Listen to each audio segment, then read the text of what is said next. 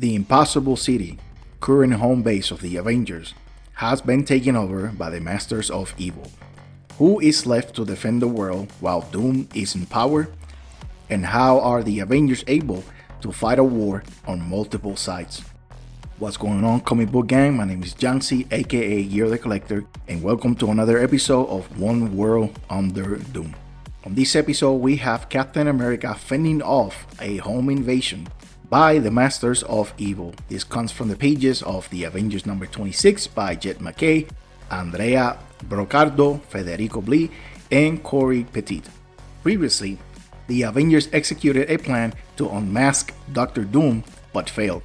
Unfortunately, the Avengers and the Masters of Evil together were not enough to match Dr. Doom's might. During the frontal assault in Latveria, there were some casualties in the form of 1. Samuel Wilson, aka Captain America. Sam sustained significant injuries during the battle. Without any options left, Captain Marvel evacuated Sam back to the Impossible City. Later on, Sam found himself recovering from his injuries at the Impossible City, while questioning whether he belonged with the Avengers or not. After all, they are godlike beings with immeasurable power and strength, whereas Sam is only human. His talents and skills are not in question, but was that enough to be an Avenger?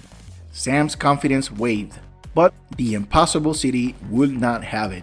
Although Sam only had questions for himself, the Impossible City offered nothing but high praise for Sam Wilson, the Captain America and symbol of truth.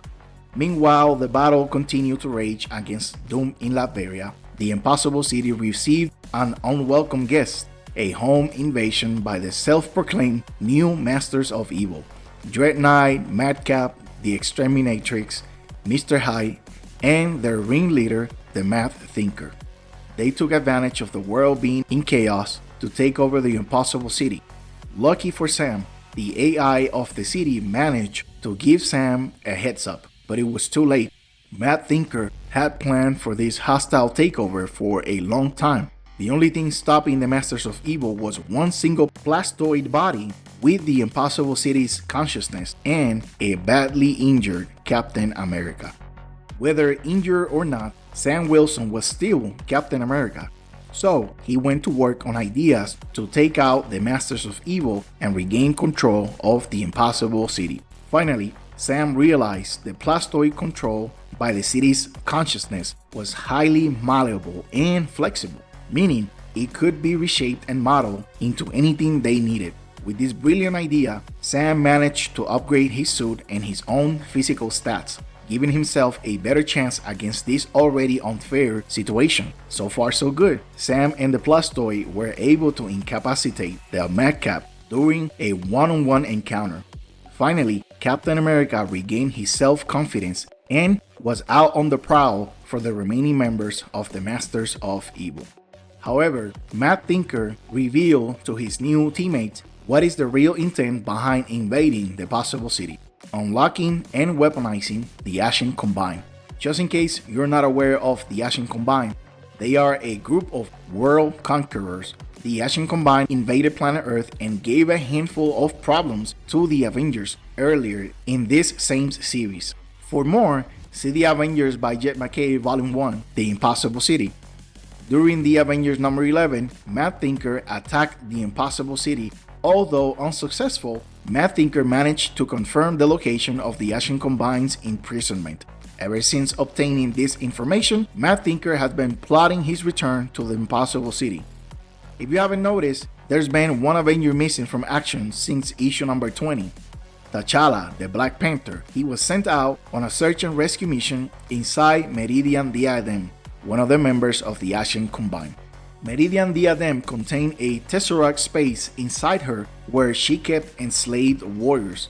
For more details on that, see the Avengers number 20. Long story short, the Black Panther accomplished his mission after some much needed adjustments. Now, he was reaching back to the Impossible City to be extracted. This already sounds pretty complicated already, but on top of that, Sam has his work cut out for him, and this was always going to be an uphill battle. even with the new suit upgraded, because Dreadknight and Dr. Hyde are powerhouses. Exterminatrix can turn you into a gold statue, and Mad Thinker is an actual evil genius whose intellect rivals those of people such as Mr. Fantastic. So, what is the Captain's plan? This is where we pick up on issue 26. The remaining Masters of Evil are making the preparations to launch the Ashen Combine back to Earth as some sort of villain team meteorite, if you will. The plan is to crash the Ashen Combine into the state of New York and cause all sorts of chaos. If you saw what these guys are capable of, you know this will only pile on top of all the issues happening on the planet right now. Because it's not just the Avengers fighting Doctor Doom, but all the other One World Under Doom tie-ins showcased all sorts of problems caused by Doom's rise to power. Let's list them out really quick. The Tiger Division became the Doom Division, and they're being forced to work for Doom's agenda. The Red Hulk was being held against his will in the dungeons of Doomstat, along with a bunch of other people. The Runaways were minding their own business when a legion of Doombots came to reclaim their team member. Plus, the things we talked about in this channel with the Fantastic Four and the Thunderbolts. Everyone is stretched too thin. If the Ashen Combine was cut loose, it would be too much. They could easily conquer the world while everyone is busy. That's how serious this threat was. With that in mind, we go to Captain America. The city picked up on T'Challa's signal for extraction. The problem is, the city can't release T'Challa remotely since it was disconnected from the entire mainframe. So, Sam will have to go to the controls and initiate the releasing protocols in person. That will require that Sam exposes himself to the rest of the Masters of Evil. But that's the job, no other way around it. Sam goes directly to the belly of the beast by taking a cheap shot at Dreadknight, and while Mad Thinker was distracted, he plugged the city into the controls to initiate the release of Black Panther. While at the same time, he gets into a bragging contest with Mad Thinker, where, to be honest, Sam ramps up the bravado with threats and a whole lot of swagger. But this was all a tactic. Sam needed all the time he could get so the city could extract T'Challa. Mad Thinker alerted the other two members, Mr. Hyde and Exterminatrix, that they had a Captain America problem and it was open season on Sam Wilson. Whoever gets to him first, they'll get a prize the size of Canada or something like that. So we're taken to the skies of the Impossible City where a high-speed chase is taking place. The Dreadknight is following closely behind Captain America. Dreadknight is just as fast as Cap, but the problem is the likelihood of Sam taking him out by himself is very low. But the city had a suggestion. Together, they know the city better than Dreadknight, so why not use it as a home court advantage? They stop, regroup, and begin goading Dreadknight by taunting him with Dr. Doom. Captain America says that if Dreadknight really had beef with Dr. Doom, he would be down on Earth fighting alongside the Avengers. But instead, he was in the Impossible City trying to do a power grab next to Mad Thinker. This struck a nerve with Dreadknight because he does have a shared history with Dr. Doom. As some of you may know, Bram Velsing was a young, brilliant scientist dedicated to serving his homeland Latveria. Unsatisfied in simply executing the technological schemes of his evil monarch, Dr. Doom, he got caught by Doom himself being rebellious and disobedient. As punishment, Doom had a mask permanently fused to Velsing's face so that, like Doom's, his features were hidden forever. Anguished and humiliated, Velsing fled from Latveria and eventually came under the care of the Children, also known as the genetic creations of Dr. Victor von Frankenstein. While being nursed back to health in Castle Frankenstein, Velsing encountered the former Black Knight's winged horse. Using the horse and his scientific intellect, he decided to use his terrifying visage to seek vengeance on Dr. Doom with a new identity as Dreadknight.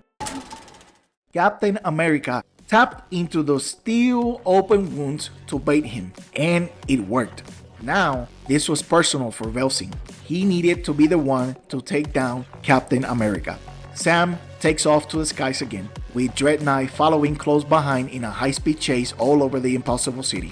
Velsin was closing in on Wilson and got a target lock on him. It looked like Cap was going to get his wings clipped, and then all of a sudden, Dreadknight crashed into a sensor arm from a communications tower. Here's the thing, that was the plan all along. Sam says there are parts about the city's infrastructure that change position throughout the day. He almost crashed into that same arm sensor the first time he flew in the Impossible City. But Dreadknight was so angry and focused on Sam that he wasn't paying attention and fell for the trap. Sam didn't even bother catching him on the way down. Dreadknight was down for the count. Captain America effectively took down 2 members of the Masters of Evil by himself. But before he could take a moment to breathe and recalibrate, he gets jumped by the powerhouse of the Masters of Evil. This is not the first time Mr. Hyde has joined the Masters of Evil. He was a member during the heyday of the staple of power-hungry villains. In fact, he was also with the Masters of Evil that invaded an Avengers home before. Specifically, Avengers Mansion during Avengers 273 from 1986. They did run into some form of resistance because Jarvis was home and he employed all the security systems at his disposal to prevent them from breaching the mansion, but eventually they broke in.